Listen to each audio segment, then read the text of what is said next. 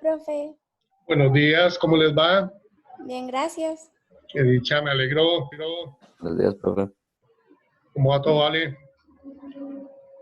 Todo bien, profe. Qué dicha, me alegro.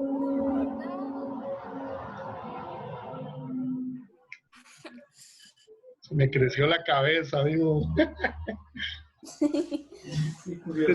Se cortó el pelo, no, le creció la cabeza. 100% aerodinámico, es para andar en bicicleta.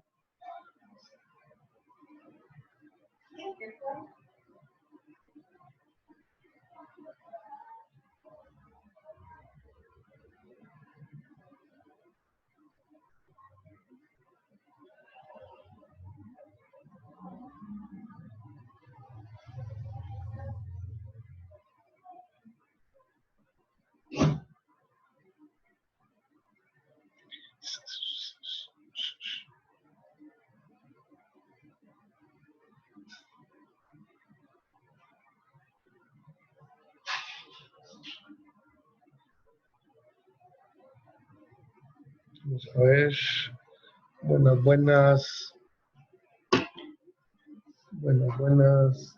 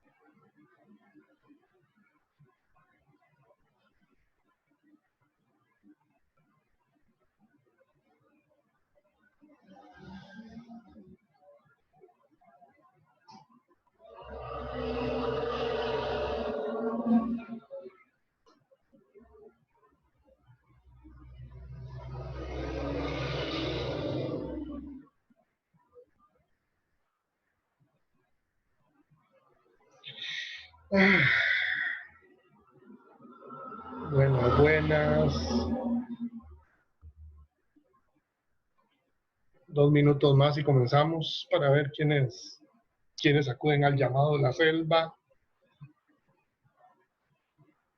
¿Cómo les fue en Semana Santa? ¿Salieron bastante al patio y al jardín? Un montón, No me agüe, profe. No me agüeve. ¡Qué bueno!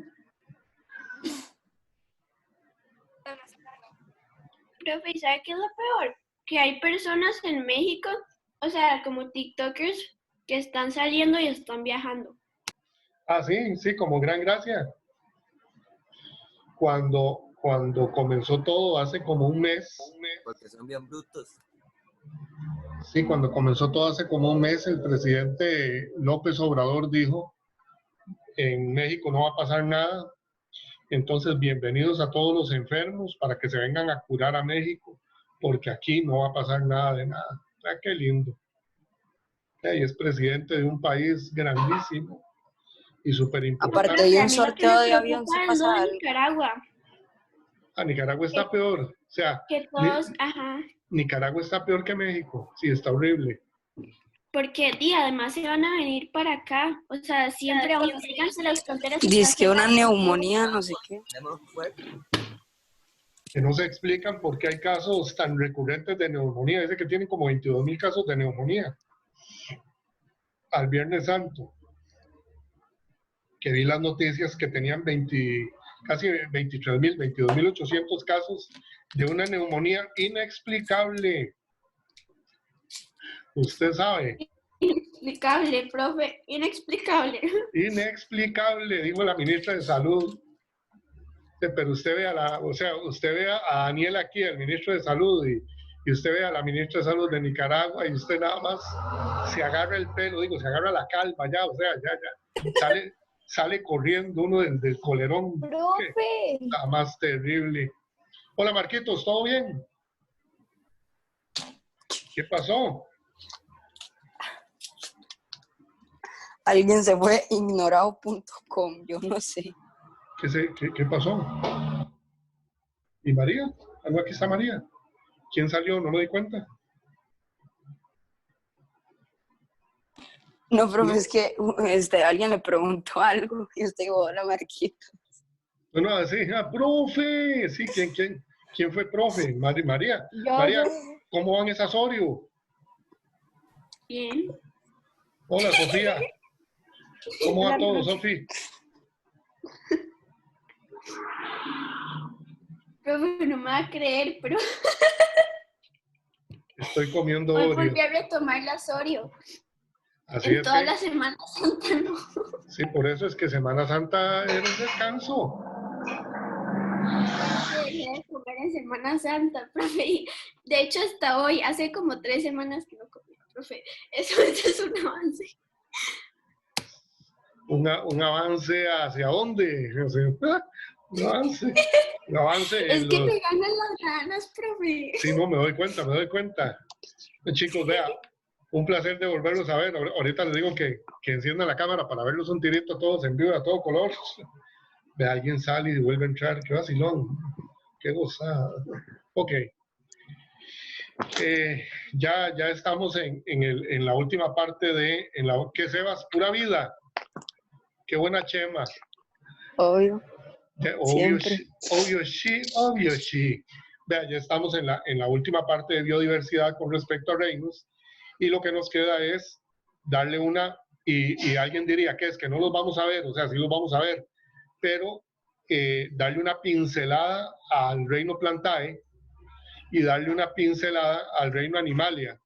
Dice la literatura con respecto a estos dos reinos, y es sumamente gracioso e interesante, que la probabilidad es casi uno. Cuando dicen probabilidad de uno es que es la totalidad, que no hay forma de equivocarse en decir lo siguiente o en afirmar lo siguiente.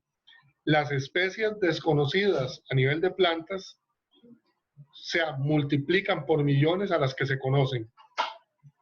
Y la mayoría de especies desconocidas, aunque ciertamente hay bosques primarios, pues que hay un montón de especies de plantas que no se conocen aún, o no se han descubierto o no se han registrado. La mayoría de especies de plantas no conocidas están en el mar, o sea, están en el océano. Y lo mismo pasa con el reino Animalia, o sea, son más animales de los que desconocemos que los que realmente conocemos. Y habitualmente uno piensa en animales, la mayoría de gente tiende a pensar en animales grandes o en mamíferos superiores. Piensan en un perro, en un gato, en un león, en un tigre, en una pantera, en un elefante, en un oso. Pero casi nadie piensa en las hormiguitas del azúcar, ¿verdad? Esas que aparecen en todo lado. O sea, hay lugares en mi casa que usted pone la mano y las hormigas se le suben. O sea, lo ven tan dulce a uno, lo ven tan dulce, tan confite, y se le suben a uno las hormigas. Hijo de mi alma, para molestar, por amor a Cristo. Entonces, es donde uno casi nunca piensa en animales sumamente pequeños. Uno piensa en animales que son que parecen monstruos, que están en las profundidades del océano. Y eso dice la literatura, que con respecto a estos dos reinos, es una afirmación totalmente segura de que es mucho más los seres que no conocemos que los que conocemos al día de hoy. Entonces vamos a ver dos videitos, uno dura como 3 minutos y el otro dura 5, para hacer la introducción de estos dos reinos y darles por la cabeza. Ok, listos. Vamos a compartir la jugada. Vamos por aquí. El sonido de la computadora.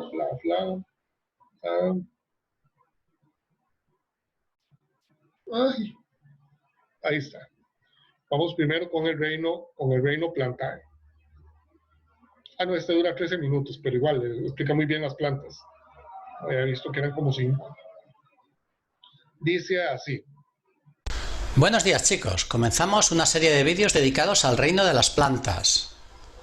En este primer vídeo comentaremos la evolución, la taxonomía y la clasificación de este grupo. El reino de las plantas está formado por organismos eucariotas, pluricelulares, con sus células organizadas en tejidos y con nutrición autótrofa mediante la fotosíntesis, es decir, que fabrican su propia materia orgánica a partir de materia inorgánica simple, la cual obtienen del medio y a partir de la energía luminosa del sol. Sus células presentan la típica estructura vegetal, es decir, presentan cloroplastos, en los cuales realizan la fotosíntesis, y presentan también una pared celular de celulosa, externa a la membrana plasmática, que les aporta rigidez y resistencia, pero que impide el movimiento celular. Y es que las plantas no se desplazan, sino que se encuentran fijas al sustrato. Las plantas terrestres evolucionaron a partir de las primeras algas verdes que salieron del agua y colonizaron el medio terrestre en el Ordovícico, hace unos 472 millones de años. Ya en la primera etapa apareció la alternancia de generaciones, de la cual no vamos a hablar por ser de un nivel algo más elevado al que buscamos en este tema. Para adaptarse al medio terrestre, estos primeros vegetales tuvieron que desarrollar una cutícula que les protegiera de la desecación. Y los estomas, un par de células de la epidermis a través de las cuales se producía el intercambio de gases. Además, muy pronto en la evolución comenzaron las relaciones de simbiosis con los hongos micorrizas, que les facilitaban una mayor absorción de agua y sales minerales a través de las raíces. Las primeras plantas terrestres eran de pequeño tamaño, por lo que los nutrientes podían pasar de una célula a otra mediante difusión. Pero pronto las plantas comenzaron a competir por el sol, de forma que, para acceder a él, tuvieron que incrementar su tamaño, con lo que la difusión ya no era suficiente para que los nutrientes pudieran llegar a todas las células de la planta. Por eso, hace unos 420 millones de años, se produjo un salto evolutivo consistente en el desarrollo de vasos conductores, los cuales unían la raíz, en la que se absorbía agua y sales minerales del suelo, con las hojas, en las que se realizaba la fotosíntesis. Estos vasos conductores son el xilema, por el cual se transporta la savia bruta, es decir, el agua y las sales minerales desde la raíz hasta las hojas, y el floema, que transporta la savia elaborada, es decir, los nutrientes producidos gracias a la fotosíntesis desde las hojas hasta el resto de la planta. Así se originó el primer criterio que nos permite clasificar el reino de las plantas, que es la ausencia de vasos conductores en las plantas avasculares o la presencia de dichos vasos conductores en las plantas vasculares. De esta forma, las plantas vasculares colonizaron el medio terrestre. Estas plantas se denominan cormófitas, porque presentan una estructura vegetativa organizada en la cual se realizan la nutrición y la relación. Esta estructura se denomina cormo y tiene 3 órganos: la raíz, el tallo y las hojas. La raíz ancla la planta al suelo y su función principal es absorber agua y sustancias minerales. Además, algunas raíces también pueden almacenar sustancias de reserva. El tallo es el órgano que sostiene las hojas, las flores y los frutos. Presenta nudos a partir de los cuales se ramifica y le salen las hojas, y yemas, que son zonas de crecimiento terminal. Por su interior circulan los vasos conductores que transportan la savia. Por último, las hojas son estructuras laminares y verdes, cuya función es captar la luz solar para realizar la fotosíntesis. Se unen al tallo mediante un peciolo que llega hasta una superficie plana, el limbo, la cual está recorrida por nervios, dentro de los cuales se encuentran los vasos conductores. En función de la estructura del tallo podemos clasificar las plantas de acuerdo a su porte. Antes de nada, recordemos que las especies de plantas comenzaron a crecer para poder acceder a la luz del sol. Y para poder hacerlo, tuvieron que crear un tejido interno endurecido por una sustancia denominada lignina, el cual les servía de soporte para el tallo. Así que llamamos plantas leñosas a las que presentan el tallo endurecido, y a este tallo lo denominamos tronco. Y en función de la presencia de este tejido leñoso, podemos tener hierbas o plantas herbáceas de pequeño tamaño y con tallos flexibles, arbustos, plantas leñosas de tamaño medio con un tronco pequeño ramificado ya desde el suelo, y árboles, plantas leñosas con un tronco de gran tamaño que se ramifica desde una cierta altura. Las ramas se encuentran en la copa. El siguiente paso evolutivo estuvo relacionado con la reproducción. Las plantas más antiguas se reproducían mediante esporas, mientras que las espermafitas, que aparecieron hace unos 360 millones de años, se reproducen mediante semillas.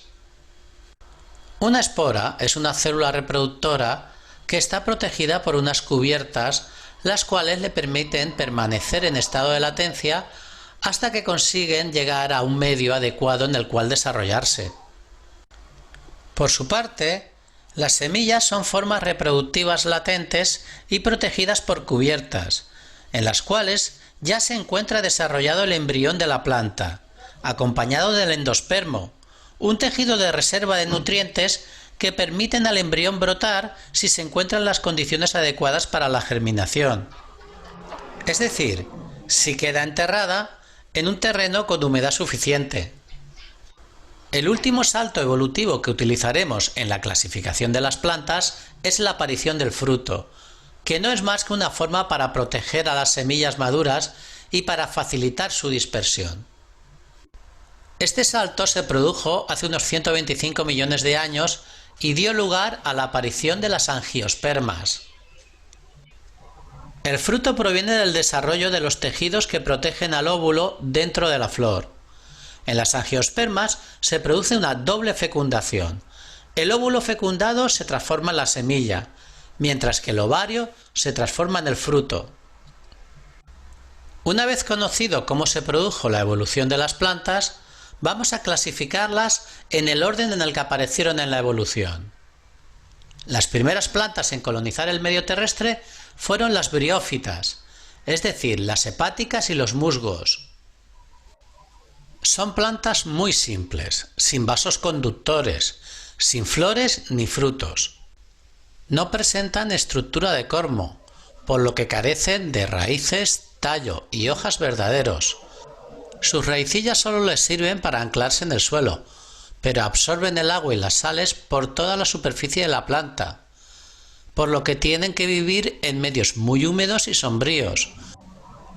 Pueden llegar a colonizar suelos en formación, a los que ayudan en su desarrollo, o incluso pueden vivir en latitudes próximas a los polos, en el ecosistema de la tundra. Las hojitas realizan la fotosíntesis y se distribuyen helicoidalmente alrededor de un falso tallo, denominado cauloide. Los musgos no presentan flores, ya que se reproducen mediante esporas, las cuales se almacenan en una cápsula que se encuentra al final de un largo filamento. Cuando se abre la cofia que tapa la cápsula, se liberan las esporas. A continuación aparecieron los primeros cormófitos, que fueron los pteridófitos, o helechos y colas de caballo. Los helechos presentan un tallo subterráneo, denominado rizoma, del cual salen hacia abajo las raíces y hacia arriba unas grandes hojas muy divididas en foliolos, denominadas frondes. Estas hojas tienen un crecimiento circinado, es decir, que crecen a partir de un pequeño fronde enrollado en espiral. Los helechos se reproducen mediante esporas que almacenan en unas bolsitas circulares que se encuentran en el envés de los frondes. Estos esporangios se denominan soros. Y viven en lugares sombríos y húmedos, porque para el desarrollo de la espora dependen del agua. El siguiente grupo que se desarrolló en la evolución fueron las espermafitas, que son plantas con flores, las cuales son unas hojas modificadas que tienen función reproductiva. Las primeras en aparecer fueron las gimnospermas o coníferas, plantas de porte arbóreo o arbustivo, con hojas con forma de escama o de aguja, que presentan unas inflorescencias sin pétalos ni sépalos y unisexuales. Las flores masculinas presentan los sacos polínicos rellenos de polen que se dispersa por el viento. Y las flores femeninas presentan brácteas, unas cubiertas leñosas dentro de las cuales se encuentran los óvulos desnudos, es decir, que no se hallan dentro de un ovario. El polen llega a los óvulos que son fecundados y se transforman en los piñones, una semilla protegida de capas leñosas pero que no se acompaña de un fruto. El último grupo de plantas en aparecer fueron las angiospermas, o plantas con flores y frutos. En las flores podemos encontrar los sépalos, los pétalos, el androceo o parte masculina en la que se fabrica el polen y el gineceo o parte femenina en la cual encontraremos un ovario que protege al óvulo. Cuando el polen llega a la parte femenina, una de sus células fecunda al óvulo, originando la semilla, y otra célula fecunda al ovario, que se transforma en el fruto. Las angiospermas se pueden dividir en dos grupos, monocotiledóneas y dicotiledóneas, los cuales se diferencian por la estructura del endospermo que nutre al embrión cuando germina. Si el endospermo solo tiene una parte, denominada cotiledón, tendremos una monocotiledónea, mientras que si el endospermo se divide en dos cotiledones, será una dicotiledónea. Pero existen más diferencias entre estos dos grupos. Veámoslas. Las monocotiledóneas presentan una raíz fasciculada, es decir, formada por numerosas raicillas más o menos iguales. Su tallo no suele estar ramificado ni presentar crecimiento en grosor, por lo que suelen ser herbáceas. Las hojas, sin peciolo, presentan los nervios paralelos entre sí, mientras que las piezas florales se encuentran repetidas 3 veces o en múltiplos de 3. En cuanto a las dicotiledóneas, presentan una raíz axomorfa, formada por una raíz central que se ramifica en otras secundarias. En el tallo, los vasos conductores se organizan en círculos concéntricos.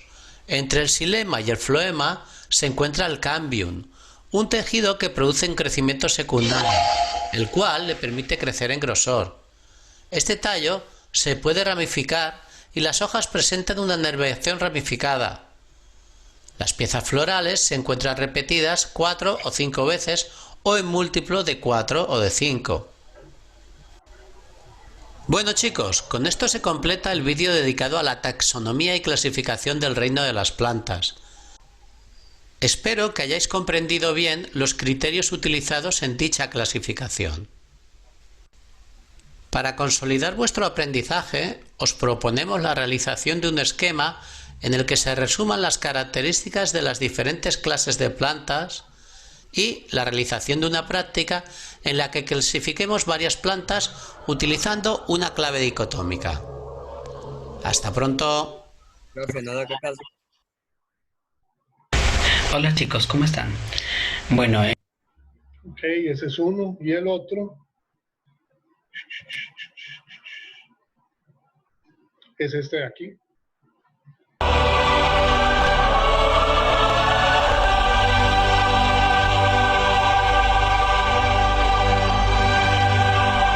Reino Animalia. Comprende todos aquellos organismos a los que se denomina animales. Constituye un amplio grupo de organismos que son eucariotas, heterótrofos y pluricelulares. Características. Organización celular, eucariota y pluricelular. Nutrición, heterótrofa. Metabolismo, aerobio, aerobio. Realiza intercambio de gases. Reproducción, sexual. Desarrollo, mediante embrión. Estructura y funciones. Poseen colágeno como proteína estructural. Simetría, presentan una disposición regular de las estructuras del cuerpo. Circulación, utilizan solo la difusión.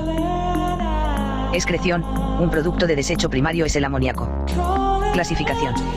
Existen animales vertebrados e indovertebrados. Vertebrados. Poseen una columna vertebral. Los científicos solo han identificado cerca de 50.000 especies de peces, adaptados al medio acuático, respiran por branquias y se mueven con aletas. Mamíferos, tienen sangre caliente y se alimentan con leche materna durante su desarrollo.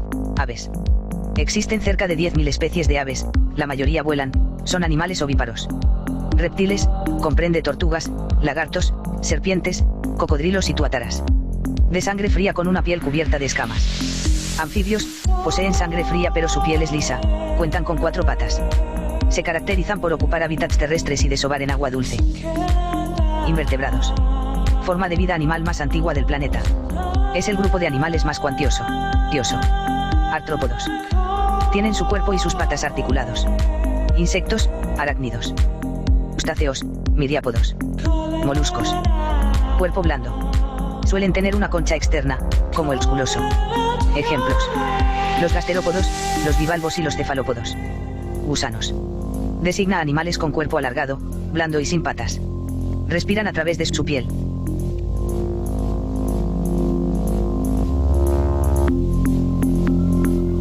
Equinodermos. Llevan espinas recubiertas de piel. En este grupo se incluyen los erizos, lirios y estrellas de mar. Medusas.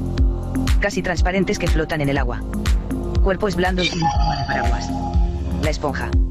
Tiene el aspecto de una planta, pero en realidad la esponja es un animal muy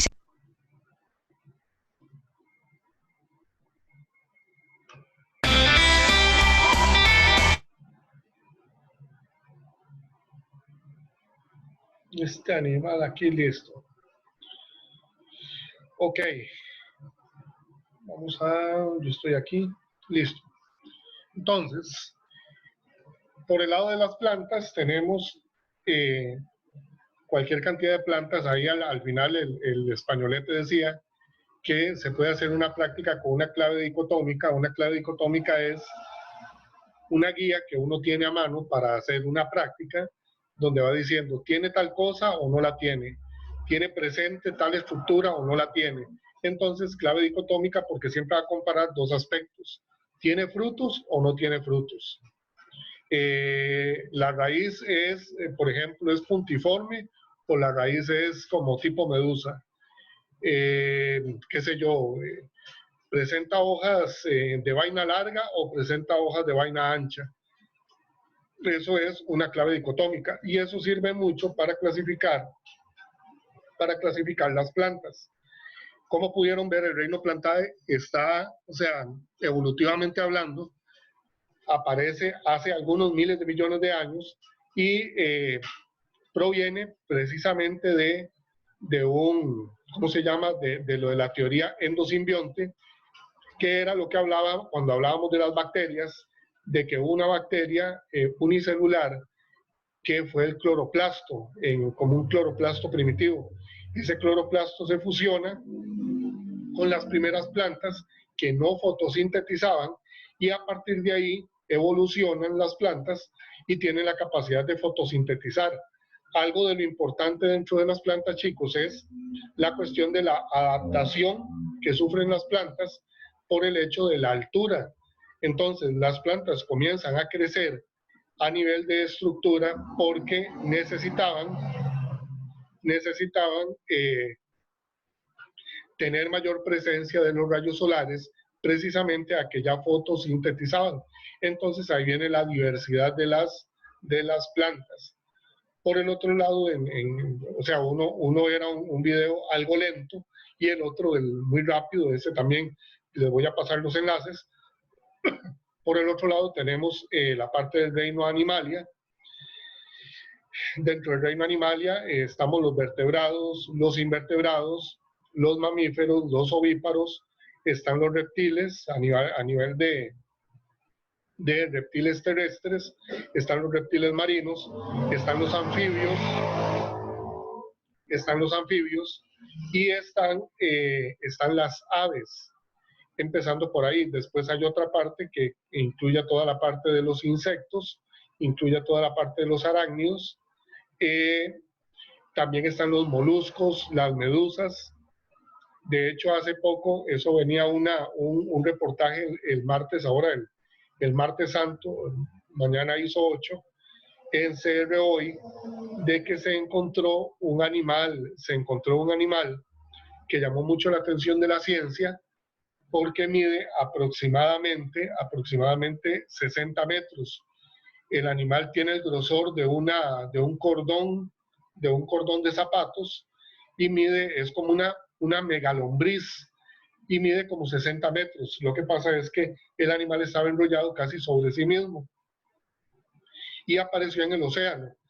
La gente estaba asombrada porque, cazaron uno y empezaron a hacerle exámenes y tiene funciones combinadas de varios tipos de animales, entre ellos que es acuático, la parte de la respiración, que se autorreproduce, o sea, es como los caballitos de mar, que cuando necesitan son machos, cuando necesitan son hembras, y si escasean los machos, la hembra se puede autofecundar, entonces tienen esa característica, esta lombriz que encontraron.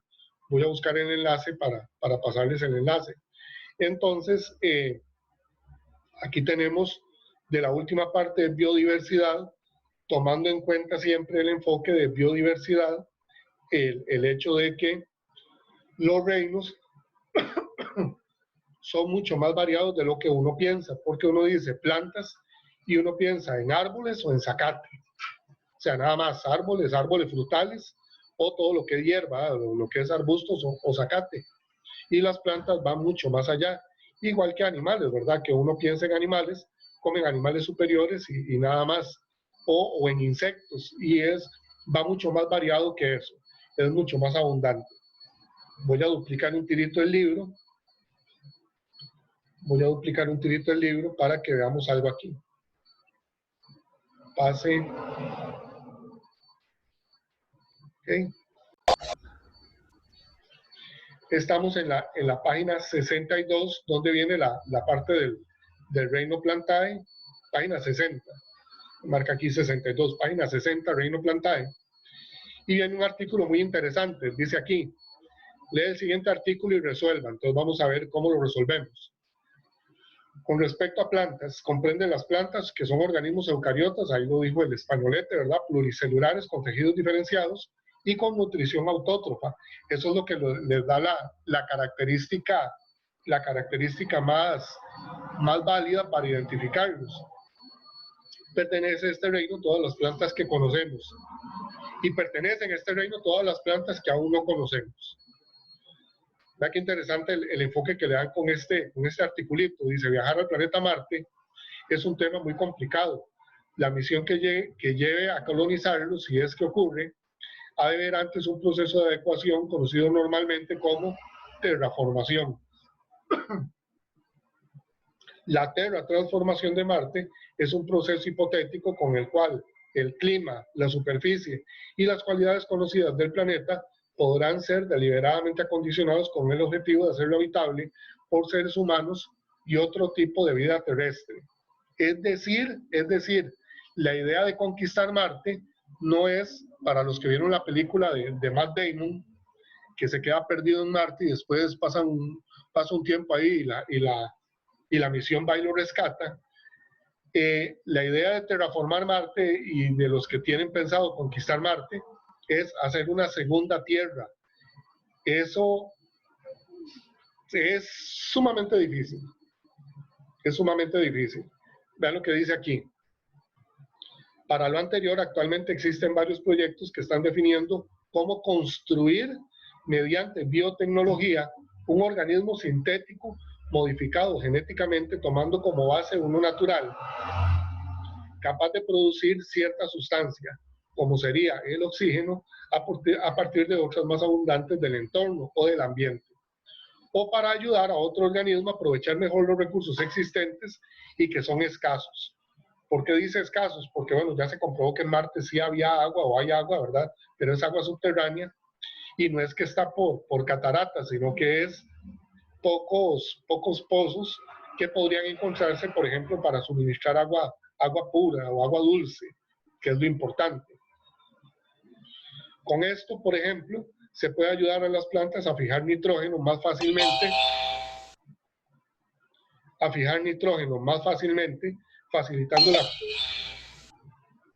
facilitando la fertilización, o a obtener ayuda o a obtener agua donde prácticamente no la hay o hay muy poca. O también a capturar aún mejor el dióxido de carbono, y la dificultad radica en diseñar un organismo modificado genéticamente para terraformar y que luego se autodestruya para no estropear el balance ecológico que se genera en el planeta Marte. Entonces, si a nosotros nos preguntaran cuál es la problemática que se explica o cuál es la problemática que tiene Marte en este momento para ser conquistada por seres humanos o por terrícolas, ¿quién le gustaría participar? Ante la pregunta, ¿cuál es la problemática que presenta el planeta Marte? ¿Quién quiere participar en este momento? O sea, en este momento Marte no puede ser conquistado. Alguien que quiera participar, ¿por qué no? No todos, no todos.